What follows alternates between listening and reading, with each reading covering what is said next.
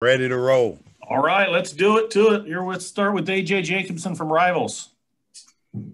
Hey, Coach, I know you have a significant background with the SEC conference. And so I was just wondering, people say that Coach Cristobal is bringing SEC to Oregon. I'm wondering your perspective, how close is Oregon? How competitive would Oregon be in the SEC right now? Sure. Well, I think that's a good question. One, I would say it's real difficult to say that Oregon couldn't be competitive anywhere that Oregon is. Right. I think that we have a talented team. We're talented. I think we have some depth in the right spots. But there's still a lot of questions, just like there is with every team out there in the country right now. So I mean, we're a long way away from being a finished product. Right now we're a work in progress. And I think right now we're working to be the team that I feel like can reach their full potential of the talent that we have. So we're a long way away to say that we're going to be competitive and what we would do anywhere. But I do feel like we're talented enough. We have good enough coaches. We have good enough schemes and the right people here to go out and be competitive anywhere. There are two places. Max Torres, Ducks Digest.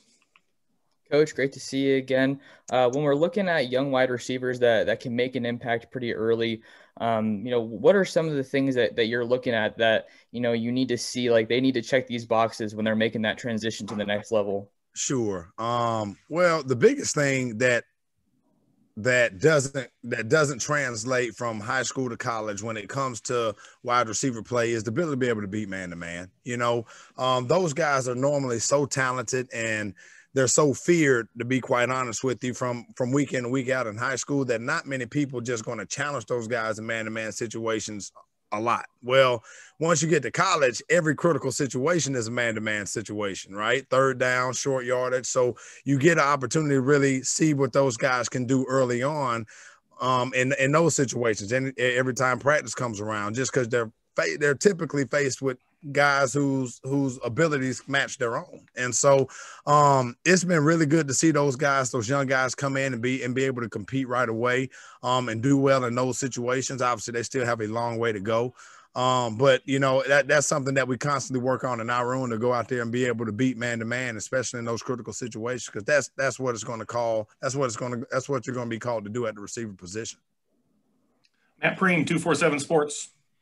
Brian, feels like maybe you've got like a perfect scenario from a competition standpoint. A bunch of senior guys coming back and they want to play and finish their careers out, and some established younger guys, and a bunch of talented recruits who want to play.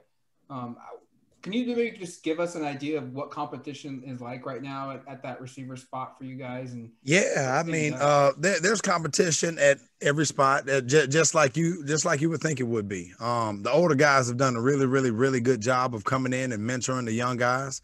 But the one thing that I'm really proud of the older guys, the approach that they've taken and the approach that we have in our room is competition is welcome. It brings out the best in everybody, makes everybody be sharp, and makes everybody have to go out there and do the very best that they can do every single day. And it's welcome and it's encouraged. And the older guys are setting the standard when it comes to that. And the younger guys are doing a really good job of just following the line into the standard that those older guys set in that regard. So it's been really positive to see. We just finished our 5th practice, so it's still fairly early, but it's really good to see those older guys and those younger guys go out there and be able to swap reps and go in there and make plays when they're called upon. James Crapia, the Oregonian. Brian, just what did it mean to you as a position coach for Johnny and J-Red to come back, and what are each of them bringing back to the room by returning, and what do they have to improve on? Sure. Those guys, just having those guys off the field is just as valuable as and probably even more valuable than having them on the field, just for what they bring to their approach every single day. And those guys have played so much football, and they know what it takes in order to go out there and do well on Saturdays, and how everything leading up until those moments are really important. Okay, so they understand the importance of walkthroughs and meetings and taking notes and everything else that we really focus upon to get the finished product of what you see out there on Saturdays, and they epitomize that. And so that has probably been the biggest that's been the biggest value that they've had. Obviously, they're good players. They've made a bunch of plays. They played a bunch of ball. But just the approach that they bring to every single day in our room really, really helps. And so, they obviously, man, they're not finished products, just like anybody who goes out there and practices. And they got stuff that they got to make sure that they're working on and continue to get better at also. But just their off the field approach right now has been what's most valuable about those two guys. Dylan Rubin King, Ducks Digest. Coach, on Thursday, Johnny Johnson had some really high praise for Trey Franklin, said his hands are second to none. You've seen a lot of wide receivers throughout your time coaching. Where does he rank in terms of his catching ability, and what else have you seen from him in camp so far? Well, like I said, we just finished up our 5th practice, so I'm not gonna go and say go too far one way or the other. But I will say I'm really impressed with how both Troy and Dante have come in and been able to come in, and they look like a fish in water. It's not like those guys come out and they stand out from even from a knowing what to do standpoint. They do a really good job of studying, making sure that they're right on their assignments, that they know what to do and how to do. And I feel like they've come in and been able to be really comfortable in that realm. So now they could just go out there and focus on playing well. They're not going out there confused. They're not going out there thinking too much and trying to overthink things. And so, but both of those guys, man, they're really coachable. They're really talented.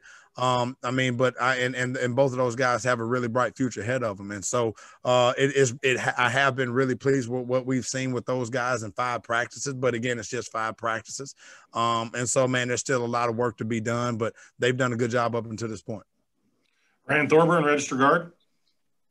Bryan, I realize Troy Dye obviously is officially, or Travis Dye is obviously officially a running back, but what made him so explosive in the passing game last year? And do you think he'll evolve even further in year 2 in the system in that aspect? Yeah, I do. The thing is, Travis is such a unique talent in the regard of he does have receiver-like skills and being able to get open and beat man-to-man. And the thing I feel like Coach Moorhead did a really good job of, the offensive staff did a really good job of, is making sure that he was, always constantly matching him up with people where we could take advantage of that, and putting him in situations where we can take advantage of that, whether that be formationally or whether that be, by doing different things in order to get him in the matchup that we like. But obviously, man, a lot of it just goes to the talent that he is. And then, those guys going out there and making those plays. So, I do feel like that he obviously gives you the ability to be able to go and build upon that. Time will tell. And like I said, man, it's been really good to see kind of what he's been able to do so far during spring practice. We got time for 2 more. AJ Jacobson, Rivals. Coach, I'm curious, has stepped into the leadership roles in the wide receiver unit this year? Yeah, that really hasn't changed much.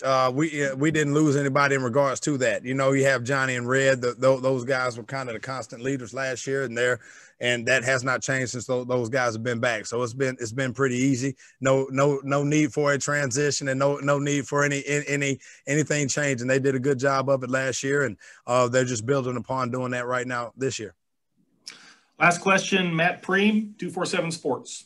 You've already had one more practice in spring ball this year than you did last year because of the shutdown.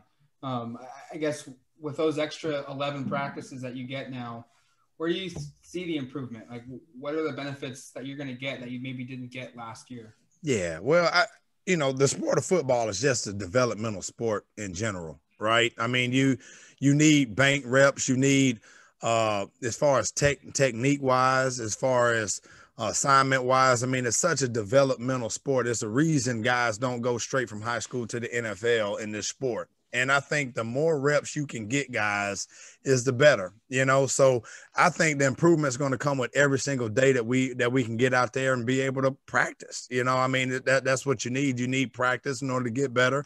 You need practice in order to do anything, anything and improve in any aspect. So we've got that. We've got the ability to be able to do that this year. So we just got to take advantage of it. Thanks, Coach McClendon. Appreciate your time. Thank you.